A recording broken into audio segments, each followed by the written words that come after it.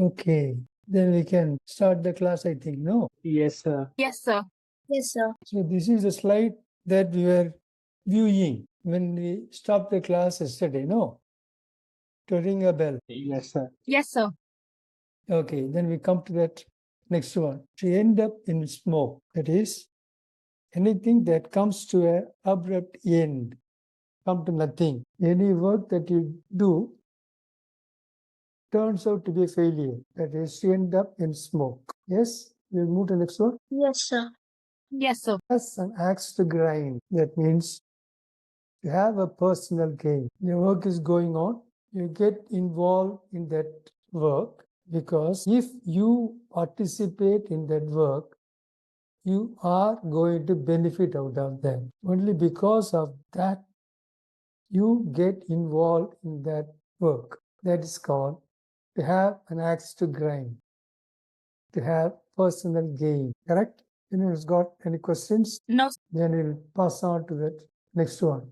To build the cat. This is a very often heard simple idiom. To build a cat means to take a risk for a common cause. By doing that risky job, many people are going to benefit out of that. So you take the risk. That is called to build the cat. Okay? I hope I make myself clear. Yes, sir. Then we go to the next one. To break the ice. That means to start the work after much hesitation or shyness. Now, this is taken from the navigation side. When the ship is sailing, if it comes across a sheet of ice, you have to stop the ship. Then, only when that sheet of ice breaks, you can move further. To break the ice, you have to start work after much hesitation because you do not know whether the sheet of ice is just a sheet or iceberg. So you have to wait and see, assess, and then proceed. So that is called to break the ice. To start a work after much hesitation and shyness. When there is a meeting going on, all people will not be participating. To start that meeting, someone has to start speaking, introduce the topic, introduce the problem, and ask opinion. That is called breaking the ice. To start. Yes? Yes. Now we move to the next one. A burning question. Burning question means a very important question or a critical question. What is the burning question now in the political arena of India? Adani has been accused of corruption by American courts. Everyone is speaking about that. The opposition parties want to raise it in the parliament, but no one is allowing them to talk. Discussion is not permitted. So that is the burning question in the Indian arena, in the Indian political setup. Yes? Yes, sir. Okay. Then you move to that next one. At sixes and sevens, that means disorderly manner. If a burglar has entered the house, he searches for the costly things, jewels or money, by emptying the cupboards, opening up the lockers. So when the house owner comes there, he finds that the houses is at sixes and sevens. Everything is a disorderly manner, spread all over, scattered. That situation is called at sixes and sevens. Yes? Yes, sir. Okay, I said it's a burglar. Who is a burglar? Thief, sir. Thief is anyone who takes the things without your knowledge. An intruder, sir. Yes. Burglar is a person who enters the house by breaking open the door or a window. That is called burglary. He is called a burglar. Robber is a person who shows his gun or a knife, threatens you. I'll shoot you, I'll kill you. Give me the valuables. He robs you. He is a robber. So all the people are thieves, but we have got different names for different way of stealing things. In the same way, you can say the shoplifting is also thief. You go to the shop, without anyone's knowledge, you take something and put in your bag and walk off. That is called shoplifting. That person is also a thief. So there are different names for different mistakes you commit according to the degrees. Okay, now we come to that. I think I made myself clear. Anyone's got any questions asked about the different names? Anyone's got any questions, any doubts? No doubt. Okay, now we come to the next one. To let grass grow under one's foot. To delay doing things. If a job has to be done, you have to be active. You must analyze the thing, how the way of how to approach the thing, what are the things you have to collect. All those things have to be done. Without that, if you simply sit without doing anything, that means you let grass grow under your feet. You delay doing a thing. If a person stands in the garden without moving, what happens? Weeds, plants, grass grows around that foot. Similar situation is that if you don't do any work, if you are not active, then it is called to let grass grow under one's foot. Yes? Yes, sir. Anyone has got any questions? No, sir. Okay, we'll move to the next one. Black sheep is also a very commonly used idiom. Black sheep means a person who has a bad reputation, a person who is up to some mischief. Excuse me, sir. Mischief, some mistakes, some crime. A person who is up to some crime is about to do something very bad to someone else or to society. Excuse me, Such a sir. person is called. It doesn't mean about the imposter like thing. I mean, black sheep. Does it mean about imposter, like the person who is not identified? Sir? Why does he do that work? Because he wants to hide himself and pretend to be someone else to do a bad thing. Imposter can be a black sheep, can be called a black sheep. Yes, yes, sir. Anyone has got any questions, any doubts? No, sir. Okay, then we proceed to next one. Blue blood. Blue blood means belonging to a noble family, royal family. Now, in many of the countries, you do not have the royal kings and queens ruling. Only a few countries got that one. For example, you got a king in England, you got a king in Spain, you got a king in Denmark, you got a king in Thailand. So those people who belong to royal family, they're supposed to be called blue-blooded people. But their blood is only red in color. But the term blue blood means a person belonging to the royal family or a noble family. Yes? Yes, sir. Clear?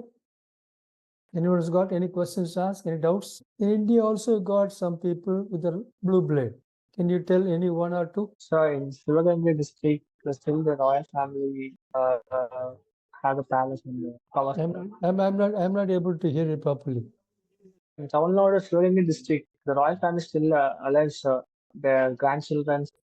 But in the political field also you come across that one. For Scindia family, in Gwalior, you got the Scindias. It's a royal family, blue blood. Then Mysore, you got the Mysore Maharaja's family, royal family, blue blood. Yes? Yes, sir. Okay. Bosom friend or thick friend is intimate, trusted friend. Very thick, trusted friend. You tell the innermost secrets to the bosom friend only. There are many situations where a boy or a girl who falls in love, he tells about the love affair to the bosom friend only. They may hide it from the parents, from the relatives, but they tell it only to the bosom friend because that person trusts his friend so much. Such a person is called a bosom friend. Okay? Yes, sir. No questions? No doubts? We'll move to the next one. Chicken-hearted. Chicks are easily frightened, whereas the hen or the cock is not that easily frightened. So, chicken-hearted means a person who is easily frightened. Any questions? Any doubts? No, sir. Okay, we pass on to the next one. Cold-blooded murder. We come across this term very often in newspaper. A cold-blooded murder took place in this place. So and so was killed in a cold-blooded manner. That means unprovoked murder. A murder that is committed without any amount of mercy, sympathy, hard-hearted manner. That type of thing is called a cold-blooded murder. When two people fight as a result of the anger, one person kills the other person. So that is not cold-blooded. Because of the fight is provoked. One is made angry. One becomes angry. In the fit of anger, he kills the other person. He does not have any idea of killing. He does not plan to do that. He may slap a person or kick a person, but unfortunately, the other person who got the kick or slap dies, breathes his last. Then that thing is not a cold-blooded murder. It is only a murder that you plan systematically, find the person unprepared. Then, with all intention of killing, you commit that thing, murder him. That is cold-blooded murder. Many of the property disputes in the villages end up in cold-blooded murder. Okay? Anyone has got any questions? Anything to ask? Any more clarification needed? No, sir. Okay then. Then we proceed to the next one. A fair weather friend. A fair weather friend is opposite of a bosom friend. A fair weather friend will be your friend as long as you are in a position of importance. But the moment you lose your importance in society, then the person leaves you. One who leaves you at difficult times. As long as you have got money in your purse, you are rich, you are in powerful position, you have a lot of friends with you, but they all may not be very sincere towards you. They are all coming to you for some benefit they may derive from you. But the moment you lose your money, you lose your power, you lose your job, and you become a poor person, then all others, those people, fair weather friends, leave you. Such people are fair weather friends. Okay, I think I am able to drive home the point. Anyone has got any questions to ask, doubts? No doubts. Okay, then proceed to the next one. Green-eyed monster. This is also a very often used idiom. That means jealousy. A person filled with jealousy is termed a green-eyed monster. When someone achieves success, becomes very famous, all people do not appreciate that person. There are some people who are envious of that. They are jealous of that person. That is called green-eyed monster. The person who are jealous are green-eyed monsters. Yes? Any more explanation needed? No, sir. Okay. Now we come to next one. Herculean task. That means very difficult task. A task that needs great strength and effort. So this is taken from the Greek mythology about Hercules. Hercules was made to do some few very hard tasks which are considered impossible by any human being. But Hercules successfully completed those tasks. So if a person does a very difficult task, then he became equated with the Hercules. So those jobs which are very, very hard are called Herculean tasks. The lower classes would have heard about those tasks performed by Hercules. Cleaning of the Stygian cave, Stygian stables, and killing of Hydra. There are a few of those tasks given to Hercules. Yes? Yes, sir. Okay. Now we come to the next one. Laughing stock. The object or a person of ridicule. It is also called to make a fool of oneself. You do something, but you do not succeed. And people make fun of you. So they make a laughing stock of you because of your failure.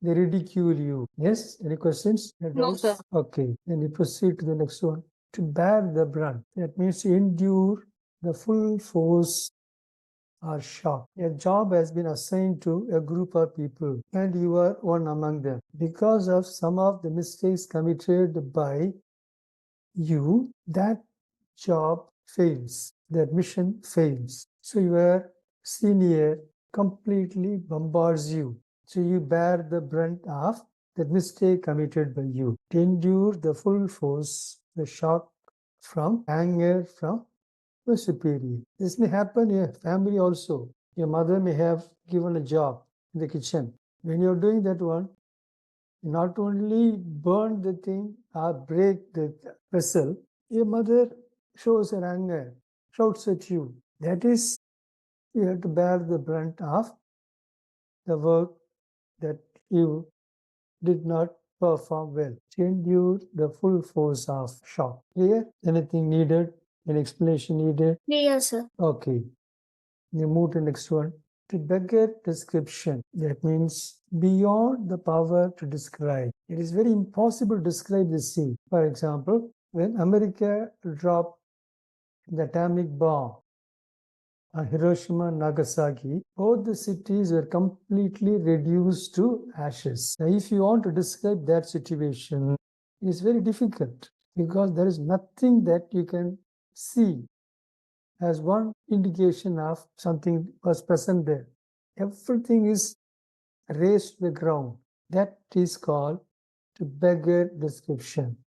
We cannot describe that one. But if you see the pictures of all those things, you feel how difficult it was, should have been for the Japanese at that time. Now also you come across a similar situation in Palestine. When Israeli bombers, they drop bombs on the settlements, hospitals, schools. Hundreds and thousands of people are rendered homeless. So such a situation, such a scene beggars description. It's very difficult to describe the scene. Yes? Yes, sir. Then you move to this next one. To build castles in the air. This is also a very commonly used idiom. To have impossible dreams. In Tamil, we say that Manakottai kattade. That is to build castles in the air. Many impossible things. Clear? Anyone's got anything to ask? Clear, sir. Okay. Then move to the next one. Bury the hatchet. Hatchet means a weapon. When you bury it, what happens there? We're not going to use that weapon anymore. So then it is leading to paving way for peace. So to bury hatchet means to make peace, to stop fighting. There's no sign of Russia burying the hatchet with Ukraine. Still, Israel and Lebanon and Iraq are fighting. There's no sign of burying hatchet between these two countries. All the nations of the world want Israel to stop fighting, stop bombarding, bombing. But Israel does not have the mind to bury the hatchet. Yes? Clear? Doubts? No doubt, sir. Then we come to that next one. Call a spade a spade. That means to speak plainly, openly. What is a spade? Instrument that is used to dig the ground. It is called manvati. So call a spade means to speak openly, plainly, without exaggerating things. Yes, anyone? Any questions? No, sir. This is also an idiom that often we come across. To feather one's nest means to earn dishonestly. That means you want to live in comfort and you do all those things for your selfish interests. For that, you go in the wrong path, earn dishonestly, go for corrupt practices. It is called to feather one's nest. Yes, sir. Then we pass on to the next one. Eat the humble pie. Eat the humble pie means to have to humiliate oneself. You do your job, but you fail miserably. In the presence of the eyes of other people, you are termed as an inefficient person. You are a fool. That means you eat humble pie before others. You are humiliating yourself. Yes? Any doubts? Any questions? Anyone needs any explanation? No, sir. Okay, we proceed to the next one. To leave one in the lurch. That means you've got a friend. Both of you do your job. But when you find that the job is going to be a failure, your friend leaves you and says, I have nothing to do. I just accompanied him and it is because of him only it happened. The entire blame is thrown on you and that person escapes. That means he leaves you in the lurch. To desert a person in a difficult situation. I may give an example. You and your friend leave the house, leave the college, and go to a movie. Unfortunately, you are caught. You know what happened there? I did not want to come for that. I did not want to cut the class. It is he or she who wanted me to accompany her. It is not my fault. Because of his or her compulsion only, I came here. So you are left in the lurch by your friend who accompanied you to the movie house, the theater. Okay? Any questions, any doubts? No, sir. Now move to the next one. To take the bull by its horns. Imagine the jallikattu. The youth are trying to tame the bull. What do? They face the bull face to face. So that is called to take the bull by its horn. To take the right step boldly. You do not run away at the time of difficulty. You face it boldly, courageously. That is, take the bull by his horn. Yes? Yes. Okay, we'll move to that next one. Born with a silver spoon. This is also a very often come across idiom. To be born with a silver spoon means to be born in a rich surrounding, a rich family. Now we know that Jawaharlal Nehru's father was a very rich man. So we say that he was born with a silver spoon. Anyone who is born in a very rich surrounding, rich family, rich environment, he can be called a person born with a silver spoon. Okay? Shall we pass on next one? Yes, sir. To be born under lucky star. That means sure to be fortunate in life. A child born in a very rich family, his life will be very comfortable, even though that person does not study much. The father's traditional property will come to him. He will live in a comfortable manner. So he is born under lucky star. Yes, then Yes, doubts. We will pass on to the next one. To be lost in the cloud. To be lost in the cloud means to be completely confused. When cloud surrounds you, you cannot see what is on the other side. So you do something which may be in the wrong direction, which may result in a failure, a great mistake. So that is called to be lost in the cloud. Is completely confused to do what should be done. When a person is faced with many misfortunes, disturbances, problems, he is lost in the cloud, which is to be taken priority and solved first. So such a situation is that lost in cloud, to be completely confused. What should be his course of action to come out of that hot spot, that difficulty? Okay, to be at one's wit's end, not to know what to do in an emergency. When a person is faced with a very serious problem, his brain goes on a strike. He's not able to reason out things properly, to find out what is the course of action he should do. So such a situation is to be at one's wit's end, not to know what to do in an emergency. Yes, then we move to the next one. To be on the right side of 50. That means to be less than 50 years old. The 50 can be 40, 30, 20, anything like that. So the wrong side of 50 means a person above the age of 50. Right side means it is less. Wrong side is above. Okay? Yes. Okay. So with this, we can come to the end of today's class.